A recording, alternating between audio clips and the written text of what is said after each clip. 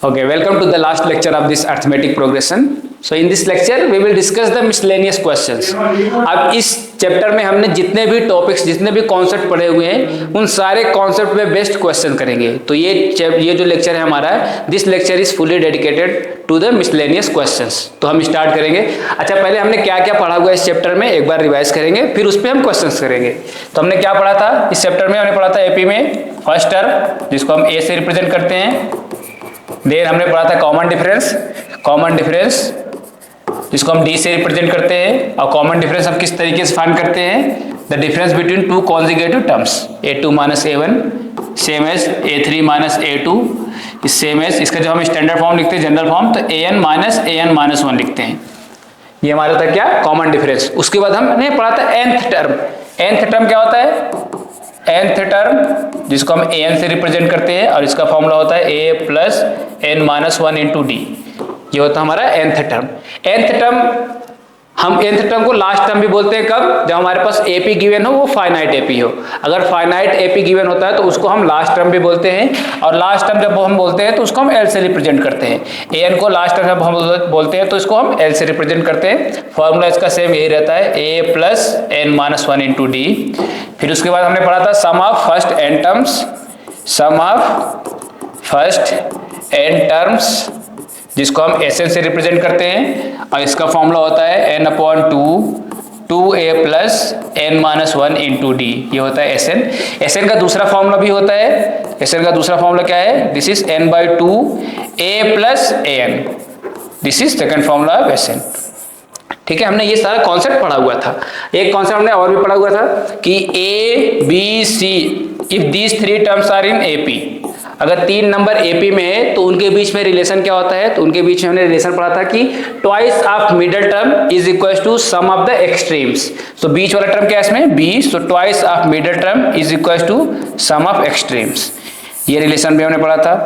Previous lecture में हमने ये पढ़ा था कि अगर 3 term, 5 term, 7 term, odd number of terms या फिर even number of term that is 4 term, 6 term, तो उसके लिए स्पेशल टर्म्स हम कौन कौन से लेते हैं? अगर हमारे पास ऑड नंबर ऑफ टर्म होता है, ऑड नंबर ऑफ टर्म्स जब हमारे पास होता है, तो सपोज करो 3 टर्म्स थे, तो उसके लिए हमने क्या लिया था? a, फिर एक नंबर हम आगे गए थे a प्लस डी, और एक नंबर हम पीछे गए थे a माइनस डी. ये 3 नंबर के लिए हो गया. अगर 5 नंबर लेना था तो हमने क्या किया था? एक डी उसमें और ऐड किया था तो a प्लस 2d, और इसमें एक डी और माइनस किया था तो a माइनस 2d. ये ऑड नंबर के लिए था. ऑड नंबर के लिए हमारे पास कॉमन डिफरेंस क्या होता है? तो ऑड नंबर के लिए जो कॉमन डिफरेंस होता है वो d होता है. यानी हर दो कॉन्जिक्यूटिव टर्म्स के बीच में जो डिफरेंस होता है वो d का होता है. जैसे अगर हम इन दोनों को माइनस करेंगे तो क्या आएगा? d. जब इन दोनों को माइनस करेंगे तो क्या आएगा? इन दोनों को माइनस करने में भी आएगा d. और अगर मान लो इवन नंबर ऑफ टर्म्स है, सपोज करो 4 टर्म्स, तो हम उसमें किस टाइप से, जनरल टर्म किस टाइप से लेते हैं? तो हम बीच वाले टर्म को छोड़ देते हैं. तो पहला टर्म हमारा क्या होता है? a plus D. उससे पहले क्या होता है? a minus D. अब आप चेक करेंगे तो इन दोनों के बीच का डिफरेंस क्या आएगा? जब इसको हम इससे माइनस करेंगे तो d प्लस डी मिलकर 2d हो जाएगा. तो इसका मतलब है कि इसको अगला टर्म लाने के लिए इसमें हमें 2d ऐड करना पड़ता था. तो इसको हम लिखते थे a प्लस 3d. इससे पीछे आते तो a माइनस 3d. 4 नंबर के लिए ये हो गया. अगर ये 6 नंबर के लिए होता है तो क्या करेंगे? इसमें 2d फिर ऐड कर देंगे, तो a प्लस 5d हो जाएगा ये. और ये क्या हो जाएगा इसमें? जब 2d माइनस करेंगे तो a माइनस 5d. तो ये सारा कॉन्सेप्ट हमने पढ़ा हुआ था. अब जो आज क्वेश्चंस करेंगे, इस सारे कॉन्सेप्ट पे बेस्ट क्वेश्चन करेंगे, तो इस तरीके से सारा कॉन्सेप्ट भी रिवाइज हो जाएगा और उस पर क्वेश्चंस भी हो जाएगा. ओके, तो फिर स्टार्ट करते हैं पहला क्वेश्चन से. तो आज का पहला क्वेश्चन होगा हमारा, the question first is the 17th term of an AP, the 17th term of an AP is 5 more than twice, is 5 more than twice its 8th term, its 8th term. If the 11th term of AP is 43, if the 11th term of the AP is 43, if 11th term of the AP is 43, find nth term. Find nth term. अब हमें पता है कि nth term find करने के लिए क्या क्या इंफॉर्मेशन होना चाहिए। तो nth टर्म फाइंड करने के लिए हमारे पास a होना चाहिए फर्स्ट टर्म और d होना चाहिए कॉमन डिफरेंस। तो a और d फाइंड करने के लिए जो भी इसमें इंफॉर्मेशन गिवन है उसके हेल्प से हम a और d फाइंड करेंगे। तो इसमें जो जो इंफॉर्मेशन दिया है पहले हम उसको लिखेंगे। तो क्या गिवन है, 17th term of an AP is 5 more than twice its 8th term. तो किसका किसका कंपेयर किया जा रहा है, 17th टर्म का और 8th टर्म का। तो 17th टर्म को हम किससे रिप्रेजेंट करते हैं, 17th टर्म को हम A17 से रिप्रेजेंट करते हैं। और 8th टर्म को हम किससे रिप्रेजेंट करते हैं, 8th टर्म को हम A8 से रिप्रेजेंट करते हैं। और according to the information 17th term of an AP is 5 more than twice of 8th term, यानी 17th टर्म बड़ा है, कितना बड़ा है, ट्वाइस ऑफ 8th टर्म। तो 8th टर्म में हम 2 से मल्टीप्लाई करेंगे, ट्वाइस बोल रहा है, और मोर देन कितना, मोर 5 मोर है, इसका मतलब इसमें हम 5 ऐड करेंगे। तो अब ये किसके इक्वल हो जाएगा, तो 17th टर्म हो जाएगा इसके इक्वल। क्लियर है। अब हम 17th टर्म का फॉर्मूला लगाएंगे तो क्या हो जाएगा, a plus 16d is equal to 2 times A8 का फॉर्मूला क्या हो जाएगा, a plus 7d। So this is a plus 7d plus 5। अब ये हो जाएगा a plus 16d is equal to 2a plus 14d plus 5। अब हम क्या करेंगे, इसको हम इस साइड लाएंगे, यहाँ इसको हम यहाँ लाएंगे तो प्लस का 2a दूसरी साइड आ जाएगा तो माइनस का 2a हो जाएगा। यहाँ पे प्लस का a ऑलरेडी है तो ये हो जाएगा माइनस का a। अब यहाँ इसको भी हम इस साइड लाएंगे, यहाँ पे क्या है प्लस का 16d, यहाँ पे प्लस का 14d, जब ये दूसरी साइड आएगा तो माइनस का 14d हो जाएगा। तो प्लस का 16d और माइनस का 14d मिलकर कितना हो जाएगा 2d।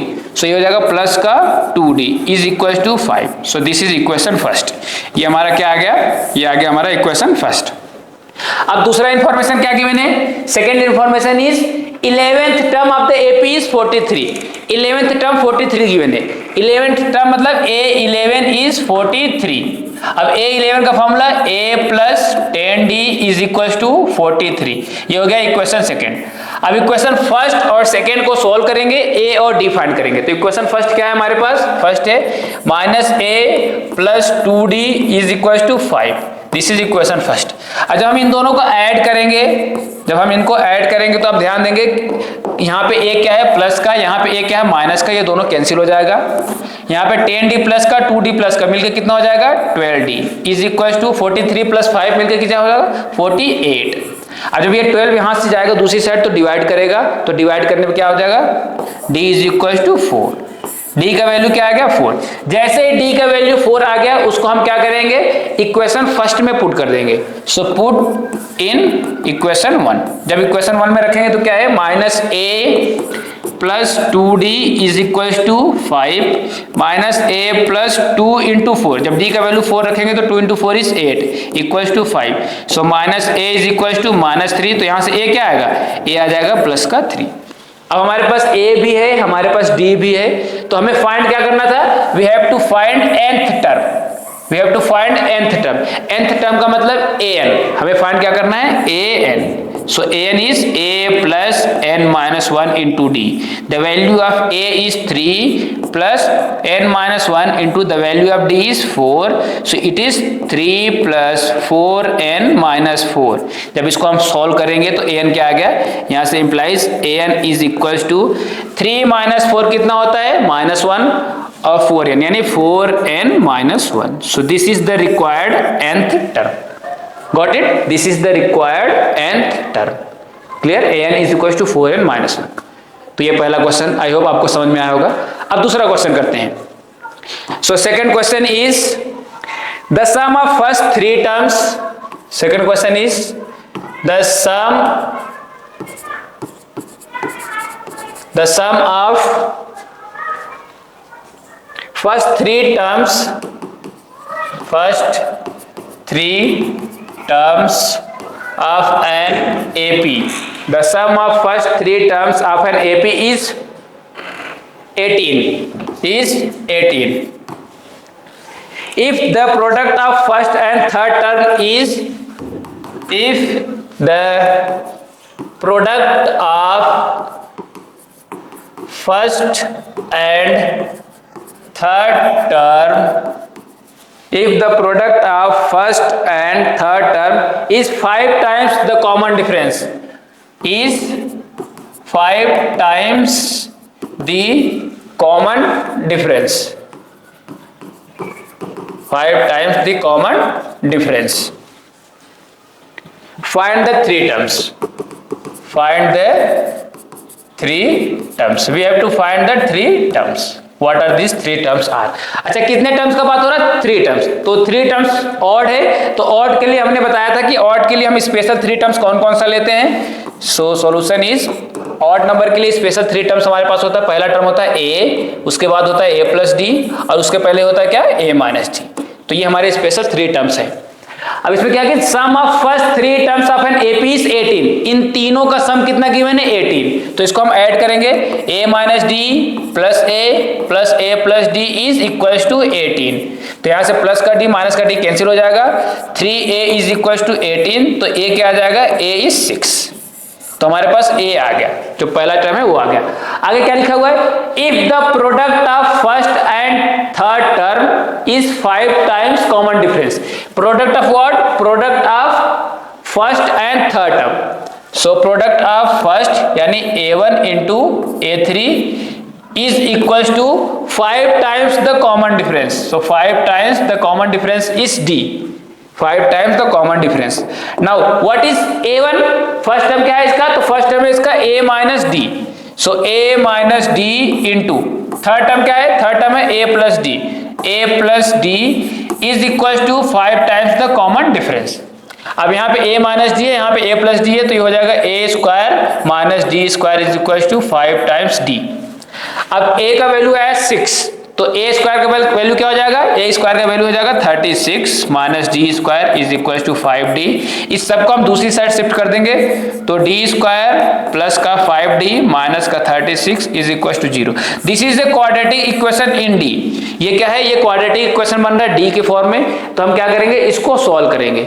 इसको सॉल्व करेंगे तो ऐसे दो वैल्यूज जिसका प्रोडक्ट करने पे 36 आए और माइनस का 36 आए, और दोनों को जब हम सब्ट्रैक्ट करेंगे तो 5 आए. तो ऐसे दो नंबर कौन सा होगा हमारे पास? 9 and 4. 9 4 जा 36. तो ये हो जाएगा डी स्क्वायर प्लस का 9d माइनस का 4d माइनस का 36 इज इक्वल टू 0. जब इन दोनों से हम पेयरिंग करेंगे तो एक फैक्टर आ जाएगा d प्लस 9 और दूसरा फैक्टर आ जाएगा d minus 4 is equal to 0. तो यहाँ से जब हम d का वैल्यू फाइंड करेंगे तो क्या आएगा? एक बार d आ जाएगा प्लस माइनस का 9, और यहाँ से d करेंगे तो एक बार d आ जाएगा क्या? प्लस का 4. तो d के दो वैल्यूज आ गए. ठीक है, d के दो वैल्यूज आ गए. तो अब हम क्या करेंगे? हम अपने तीनों टर्म्स बताएंगे कौन कौन सा है. तो पहला केस हमारा क्या बनेगा? First case will be a is equal to 6 and d is equal to minus 9. a is equal to 6 and d is equal to minus 9. जब यहाँ पे a का वैल्यू 6 रखेंगे और d का वैल्यू माइनस 9 रखेंगे तो माइनस 9 और माइनस मिलकर प्लस हो जाएगा. तो 9 प्लस 6 इज 15. तो पहला नंबर हो गया 15. दूसरा नंबर क्या है? 6. तीसरा नंबर क्या हो जाएगा? 6 में से 9 को माइनस करेंगे तो कितना हो जाएगा? माइनस का 3. Okay, so these are the 3 terms in case first. Case second हम सॉल्व करेंगे. तो केस सेकंड में क्या होगा? केस सेकंड हमारा है d कितना है? 4 और a कितना है? 6. a is 6 and d is 4. तो जब हम यहाँ पे a माइनस डी फाइंड करेंगे तो a का वैल्यू 6 और d का वैल्यू 4. तो 6 माइनस 4 कितना हो जाएगा? 2. फिर अगला टर्म हो जाएगा 6. अगला क्या? a plus D. 6 प्लस 4 करेंगे तो कितना आ जाएगा? 6 प्लस 4 आ जाएगा 10. So these are the 3 numbers. Okay, these are the required 3 numbers. Clear? Got it? Okay, अब अगला क्वेश्चन करते हैं. So next question is question number 3. The ratio of sum of n terms. The ratio of sum of n terms. The ratio of sum of n terms of 2 APs is 7n plus 1. 7n plus 1 is to 4n plus 27. 4n plus 27. Find the ratio of their 31st term. Find the ratio of their 31st term. हमें 31st term का ratio find करना है. और किसका ratio हमें given है? दो different APs हैं और दोनों डिफरेंट एपी का जो n टर्म का सम है उनका रेशो गिवन है। यानी अगर मैं सॉल्व करूं इसको तो Sn पहला एपी और Sn डैश दूसरा एपी, इसका हमें रेशो गिवन है, क्या है 7n + 1 upon 4n + 27, this is given.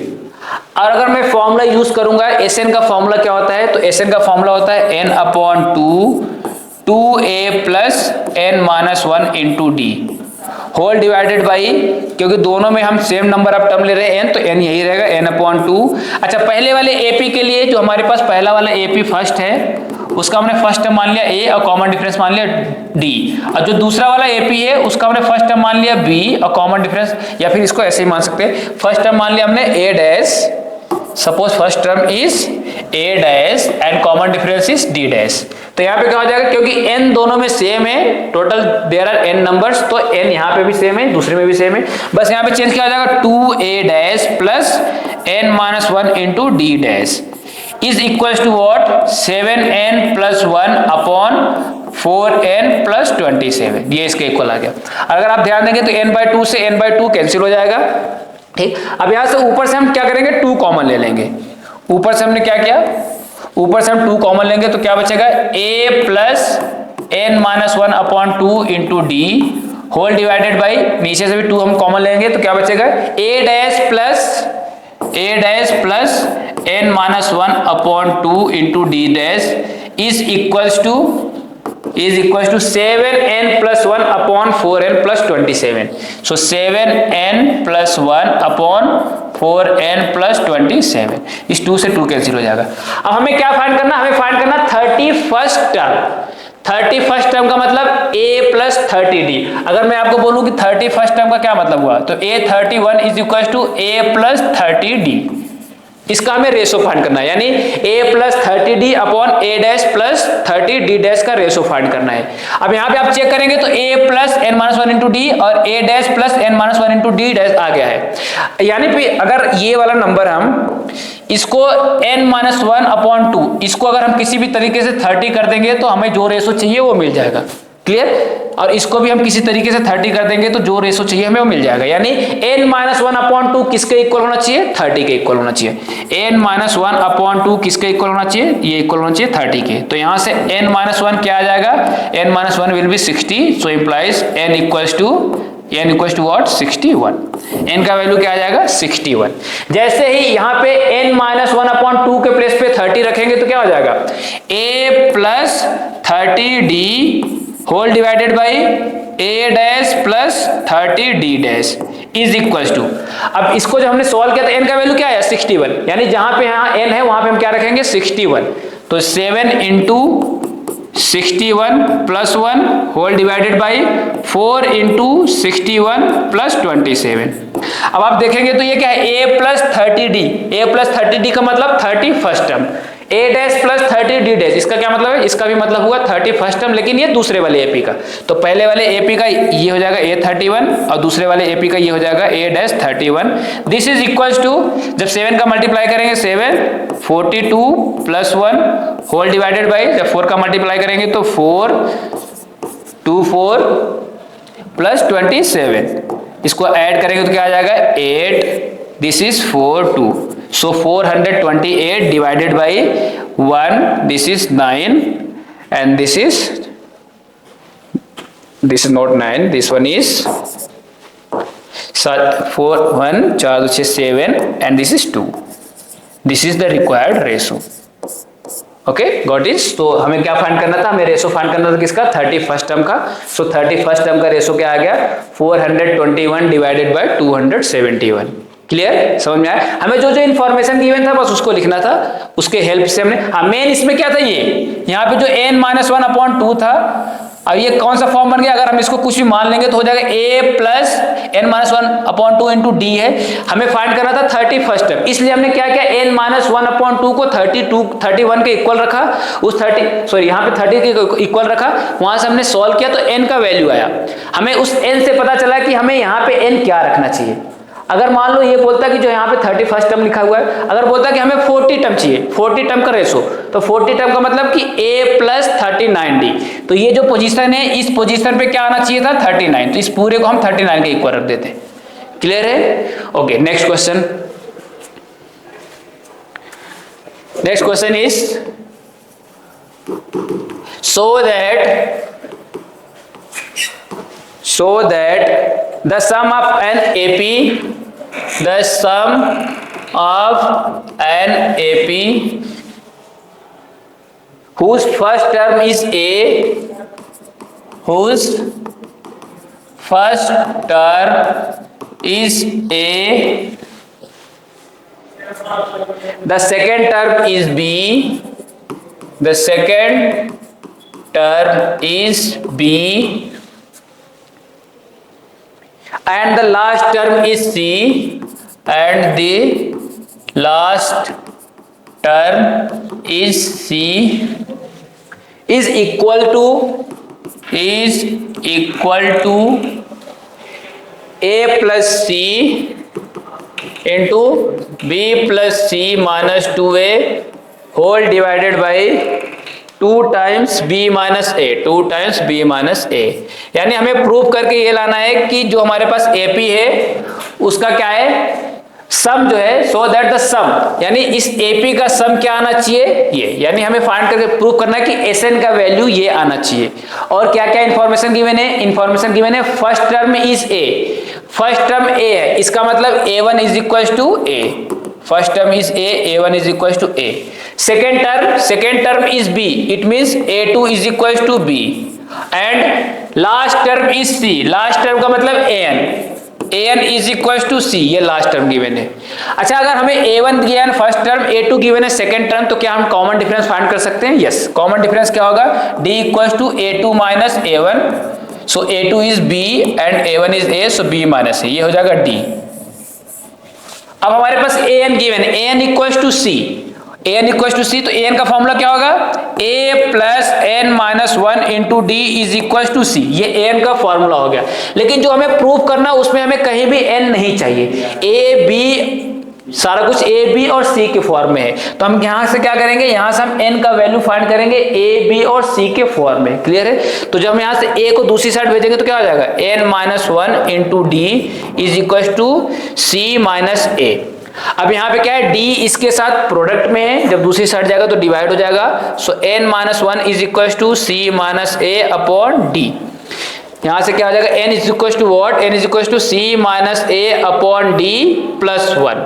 ठीक है, लेकिन हमें D का वैल्यू पता है, D का वैल्यू कितना है, D का वैल्यू है B माइनस A, तो इसके प्लेस में हम रखेंगे C minus A upon B minus A plus 1. अब इसका एलसीएम लो, जब हम एलसीएम लेंगे तो क्या आएगा, C minus A plus B minus A whole divided by B minus A, this is equal to what, N.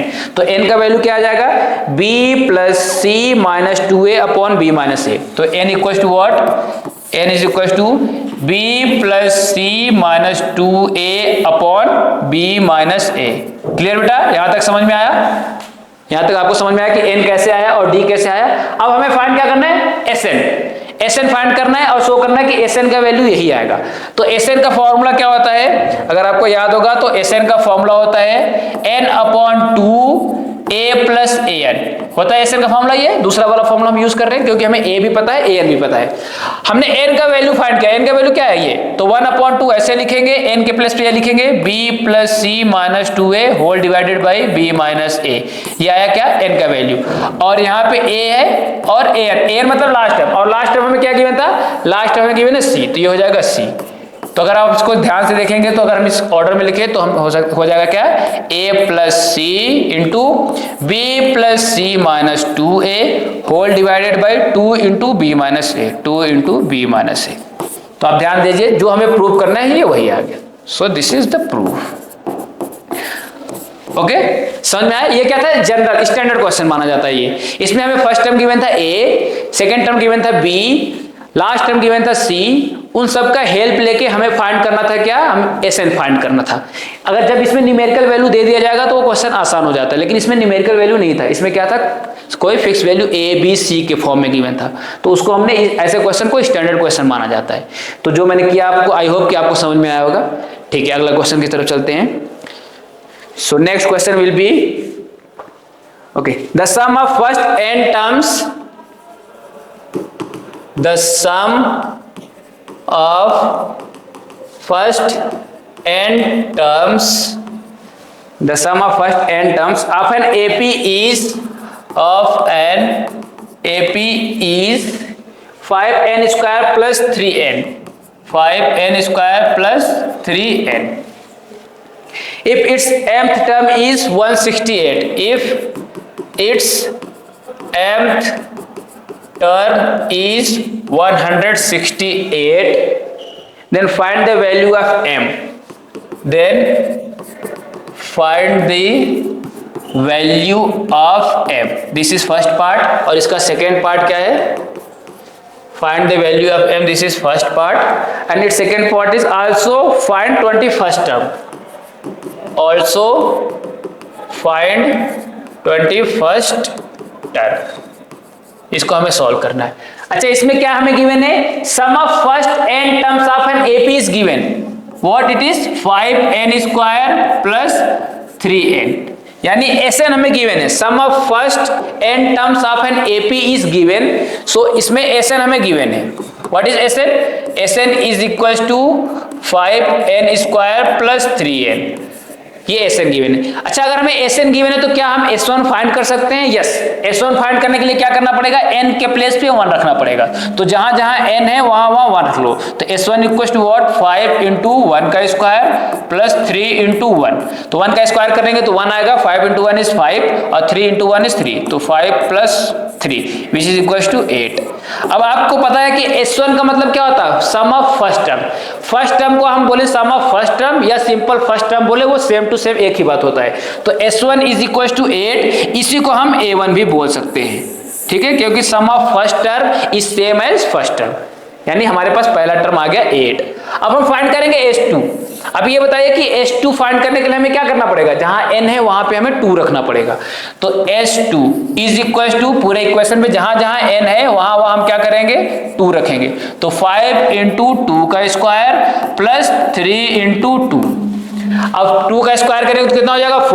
4 into 5 is 20 plus 3 into 2 is 6. तो ये क्या हो जाएगा? This is 26. ये है S2. अब आप ये बताइए कि S2 का क्या मतलब होता है? S2 का मतलब होता है कि sum of first 2 terms. S2 का मतलब सम ऑफ फर्स्ट 2 टर्म्स, यानी A1 प्लस A2.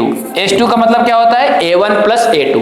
अब हमने A1 का वैल्यू ऑलरेडी फाइंड किया है. A1 का वैल्यू क्या है? 8. तो यहाँ पे हम रख देंगे 8 plus A2 is equal to 26. तो यहाँ से A2 क्या आ जाएगा? ये 8 जो यहाँ पे प्लस में है, दूसरी साइड जाएगा माइनस हो जाएगा. तो 26 में से जब हम 8 माइनस करेंगे तो क्या आ जाएगा? 18. तो A2 आ गया 18. अब आप ध्यान देंगे तो आपके पास A1 भी है और A2 भी है. अगर A1 और A2 है तो क्या हम D फाइंड कर सकते हैं? यस. D का फॉर्मूला क्या होता है? A2 minus A1. So A2 is what? A2 is 18. A1 is what? A1 is 8. So 18 minus 8 कितना आएगा? 18 माइनस 8 आ जाएगा 10. तो हमारे पास D भी है, हमारे पास A1 का मतलब A भी है. तो अब जो फाइंड करना है आसानी से फाइंड कर सकते हैं. तो सबसे पहले हमें क्या फाइंड करना है? If it's mth term is 160n. 100 mth term का मतलब am कितना गिवन है? 168. तो हमें फाइंड करना है कि m का वैल्यू क्या होगा. तो am अगर 168 गिवन है तो am का formula a plus m minus 1 into D is equal to 168. हमारे पास a है, यस. कितना है? 8. तो 8 plus m minus 1 into D कितना है? d है 10 इज इक्वल टू 168. अच्छा, ये 68, ये जो 8 है ये प्लस में है, जब ये दूसरी साइड जाएगा तो माइनस करेगा. तो 168 में जब हम 8 माइनस करेंगे तो क्या आएगा? वो आएगा 160. यानी m minus 1 into 10 is equal to 160. अब ये 10 यहाँ पे मल्टीप्लाई है, दूसरी साइड जाएगा तो डिवाइड करेगा. तो इस 10 से ये 0 से 0 कैंसिल हो जाएगा. तो m माइनस 1 क्या आ जाएगा? 16. सो m is what? m is 17. Clear? तो पहला पार्ट इसका हो गया क्या? m आ गया 17. अब इसका दूसरा पार्ट भी है, हमें फाइंड करना है 21st टर्म. 21st टर्म का क्या मतलब हुआ? सेकंड पार्ट इसमें बोल रहा कि find 21st term. 21st term का मतलब होगा A21. और A21 का फॉर्मूला क्या होता है? A plus 20D. तो this is A plus 20D. So A का वैल्यू है हमारे पास 8 प्लस 20 इंटू D का वैल्यू है हमारे पास 10. So this is 8 plus 200. So A21st जो है 21st टर्म क्या हो जाएगा हमारे पास? 208. So this 21st term is 208। Clear, समझ में आया आपको? इसमें क्या क्या करना था हमें, इस इंफॉर्मेशन इसमें गिवन था Sn equals to 5n square plus 3n। उस Sn के हेल्प से हमने पहले फर्स्ट टर्म फाइंड किया, फिर फर्स्ट टर्म क्या बोलते हैं S1, फिर हमने क्या किया सम ऑफ टू टर्म्स फाइंड किया S2, वहां उसके हेल्प से हमने A1 प्लस A2 का वैल्यू 26 फाइंड किया, A1 का वैल्यू रखा तो A2 आ गया। अब हमारे पास A1 भी है A2 भी है, तो कॉमन डिफरेंस फाइंड करने के लिए A2 माइनस A1 किया तो कॉमन डिफरेंस आ गया। उसके बाद जो भी क्वेश्चन पूछा था वो आसानी से हो जाएगा। मेन काम क्या होता है हमारा, एपी में A और D अगर हमने फाइंड कर लिया तो बाकी सारा इंफॉर्मेशन हम कलेक्ट कर सकते हैं, जो भी क्वेश्चन पूछा जाएगा उसको हम फाइंड कर सकते हैं। क्लियर बेटा, समझ में आया क्वेश्चन? अच्छा, इसी टाइप का एक क्वेश्चन मैं आपको दूंगा होमवर्क, आप ट्राई करेंगे, ठीक है? तो इसी टाइप का एक क्वेश्चन लिखिए होमवर्क, उसको आप ट्राई करेंगे। तो होमवर्क रहेगा आपके लिए क्या कि ये क्वेश्चन इसमें गिवन है कि sum of first n terms of an AP is 4n minus n square, यानी Sn आपको गिवन है। Sn कितना है 4n माइनस n स्क्वायर, ये Sn गिवन है। देन आपको फाइंड करना 100 तक, then find 100th term. 100 term find करने के लिए आपको A100 फाइंड करना होगा। A100 क्या होगा, A100 का मतलब होता है A प्लस 99D, यानी इसका हेल्प लेके आपको क्या क्या फाइंड करना है, A फाइंड करना है और D फाइंड करना है। A और D जैसे ही आएगा यहाँ पे वैल्यू हम पुट कर देंगे तो 100 टर्म आ जाएगा, ठीक है? तो आप लोग ये क्वेश्चन घर पे ट्राई करेंगे।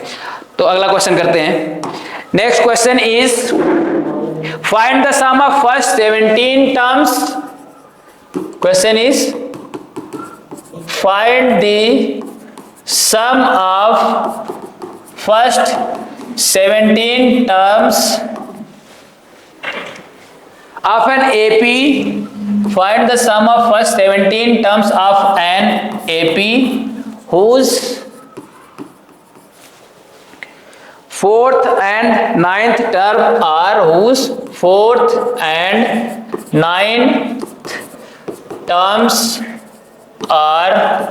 fourth and ninth terms are minus 15 and minus 30 respectively, minus 15 and minus 30 respectively।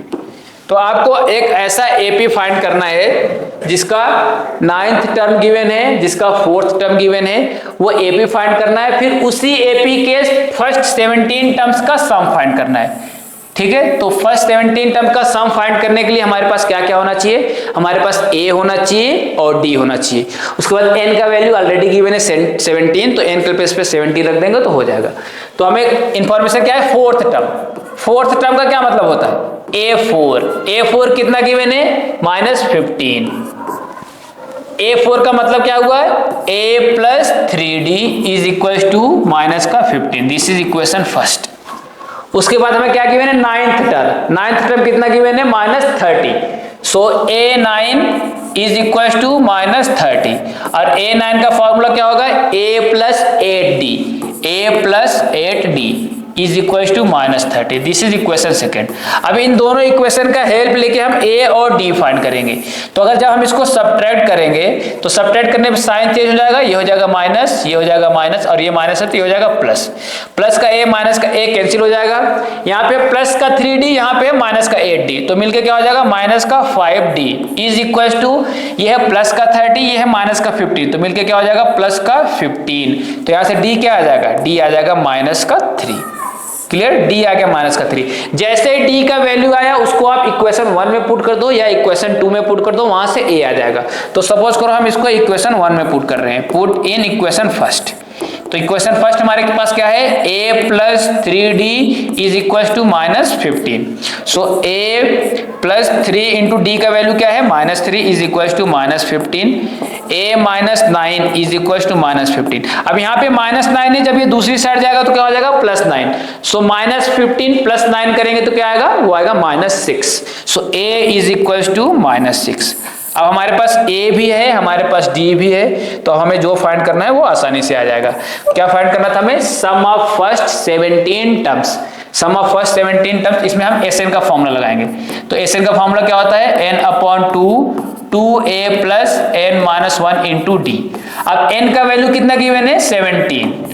n का वैल्यू हमें गिवन है, a का वैल्यू हमें गिवन है, d का हमें वैल्यू गिवन है, बस यहाँ पे पुट करना है। तो S17 इज इक्वल टू 17/2 2 into a is 6 plus n minus 1, 17 minus 1 कितना होगा 16, so 16 into d, what is d? d is minus का 3, so this is 17 upon 2। आप चेक करेंगे तो यहाँ पे 2 है, यहाँ पे 2 है, कॉमन ले लेंगे, 2 कॉमन लेते क्या बचेगा 6, यहाँ बचेगा क्या, यहाँ बचेगा 8 बचेगा, 8 का मल्टीप्लाई हम -3 के साथ करेंगे तो क्या होगा -24, इस 2 से ये 2 कैंसिल हो जाएगा, तो 17 इंटू माइनस का 18, ठीक है, माइनस का 18 इंटू माइनस का 17, इसका प्रोडक्ट करेंगे, जो भी वैल्यू आएगा वो इसका आंसर हो जाएगा। क्लियर बेटा, समझ में आया आप लोगों को? इसमें S17 हमने कैसे फाइंड किया, जो दो इन्फॉर्मेशन गिवन था, 4th टर्म और 9th टर्म, उन दोनों के हेल्प से हमने इक्वेशन बनाया, दो इक्वेशन को सॉल्व किया, तो फर्स्ट टर्म A और कॉमन डिफरेंस D का वैल्यू आ गया। जैसे ही A और D आया, हमने SN का फॉर्मूला यूज किया और वहां से 17th टर्म फाइंड किया। क्लियर, आई होप आपको समझ में आया होगा। ओके, अगला क्वेश्चन करते हैं। So next question is we have to solve, the question is, next one is, which term of AP, which term of AP, which term of AP 121, 117, 113 ना, is its first negative term, is its first negative term, and what is its value, and what is its value। हमें बताना है कि ये जो AP given है, अगर आप ध्यान से देखेंगे तो ये AP क्या डिक्रीजिंग AP है, पहले 121, फिर 117, फिर 113, ये डिक्रीज कर रहा है। डिक्रीज कर रहा है इसका मतलब कि एक वक्त ऐसा आएगा जब ये नंबर, ये जो टर्म्स हैं वो नेगेटिव में पहुंच जाएंगे। तो वही बोल रहा है कि कौन सा टर्म है जो पहला नेगेटिव है, सबसे पहले नेगेटिव टर्म्स कौन सा आएगा, कौन से पोजीशन पे होगा वो, और उसका न्यूमेरिकल वैल्यू क्या होगा, हमें वो भी बताना है। तो हम इसको सॉल्व करेंगे। सो इसको सॉल्यूशन, हमें AP क्या गिवन है, AP is 121, 117, 113 dash dash dash. इसका A हमें देखेंगे तो A है 121, इसका कॉमन डिफरेंस अगर हम फाइंड करेंगे तो 117 माइनस 121, तो कॉमन डिफरेंस क्या आ जाएगा, कॉमन डिफरेंस इज माइनस का 4, तो हमारे पास कॉमन डिफरेंस भी है, फर्स्ट टर्म भी है। अब बताना कि कौन सा टर्म इसका फर्स्ट नेगेटिव टर्म है। तो जब भी हमें नंबर ऑफ टर्म्स फाइंड करना होता है या विच नंबर फाइंड करना होता है, तो हम जनरल टर्म मान लेते हैं कि suppose nth term is it's first negative term. So suppose nth term is it's first negative term, first negative term. अच्छा, nth टर्म इसका फर्स्ट नेगेटिव टर्म है, इसका क्या मतलब हुआ, इसका मतलब हुआ कि an जो है वो लेस देन 0 होगा, यानी an का जो भी वैल्यू होगा वो नेगेटिव होगा, an इज लेस देन 0। अब an का फॉर्मूला क्या होता है, a plus n minus 1 into D is less than 0। What is A? A is 121 plus n minus 1 into D. What is D? D is minus 4 is less than 0। इसको हम solve करके हम यहाँ से n का वैल्यू फाइंड करेंगे। So 121 इस minus 4 का मल्टीप्लाई करेंगे तो माइनस का 4n प्लस का 4 इज लेस देन 0। ठीक है, 121 प्लस 4 कितना हो जाएगा, 125। दिस इज लेस देन, ये माइनस का 4n है, जब दूसरी साइड जाएगा तो प्लस का 4n आ जाएगा। तो यहाँ से क्या आया, यहाँ से आया, अच्छा ये 4 जब यहाँ पे मल्टीप्लिकेशन में दूसरी साइड जाएगा तो डिवाइड आ जाएगा, यानी यहाँ पे 4n इज ग्रेटर देन 125 लिखा हुआ है। जब 4 यहाँ से हटेगा तो n is greater than 125 divided by 4। जब इसको हम सॉल्व करेंगे तो क्या आएगा, 31.25, यानी n इज ग्रेटर देन 31.25। लेकिन हमें पता है कि n क्या होता है, number of term. Number of term हमेशा नेचुरल नंबर होता है, 2 होगा, 5 होगा, 8 होगा, 10 होगा, 100 होगा, तो नंबर ऑफ टर्म हमेशा नेचुरल नंबर होगा। लेकिन यहाँ पे क्या डेसिमल आ रहा है, ये बोल रहा है कि n इज ग्रेटर देन 31.25, तो 31.25 से जस्ट बड़ा नेचुरल नंबर कौन सा होता है, सो 31.25 से जस्ट बड़ा नेचुरल नंबर क्या होता है, 32, यानी जो n इक्वल्स टू 32 होगा, यानी जो 32nd टर्म है that is the first negative term. Therefore 32nd term will be the first negative term, will be the first negative term। यानी 31 32 से पहले कितने टर्म थे हमारे पास 31, वो सारे 31 टर्म्स क्या होंगे, पॉजिटिव होंगे। जैसे हम 32nd टर्म पे पहुंचेंगे वो नेगेटिव आ जाएगा। अब हमें बोल रहा है कि 30 उसका न्यूमेरिकल वैल्यू भी फाइंड करो, यानी उसका वैल्यू फाइंड करो जो फर्स्ट नेगेटिव टर्म है उसका एग्जैक्ट वैल्यू क्या आएगा। तो हम जब A32 फाइंड करेंगे, सो A32 का फॉर्मूला क्या हो जाएगा, A plus 31D। So what is A is 121 plus 31 into what is D? D is minus 4. So this is 121 minus 4, 124. So 121 में से 124 माइनस करेंगे तो क्या आएगा, माइनस का 3। तो A32 क्या आ गया, माइनस का 3। आप चेक करिए, देखिए क्या है, नेगेटिव है या नहीं, यस। सो A नेगेटिव है और इसका वैल्यू क्या है, -3। क्लियर है। तो पहला इस गिवन एपी में पहला नेगेटिव टर्म कौन सा होगा, 32nd term will be the first negative term, और उसका वैल्यू क्या आया, तो उसका वैल्यू जब हमने उसको सॉल्व किया तो आया -3। क्लियर बेटा। तो आई होप आपको ये लेक्चर समझ में आया होगा। तो एपी का ये पूरा कॉन्सेप्ट था, इस पे बेस्ड हमने सारे क्वेश्चन किए हैं। अब मुझे उम्मीद है कि आप लोगों को ये पूरा टॉपिक बहुत अच्छे से समझ में आया होगा। चलिए फिर हम अगले लेक्चर के लिए, अब हम अगला लेक्चर जब स्टार्ट करेंगे उसमें हमारा क्या होगा, नया टॉपिक स्टार्ट होगा, नया चैप्टर स्टार्ट होगा। तो उस वक्त के लिए हम आपको अलविदा बोलते हैं। अल्लाह हाफिज़।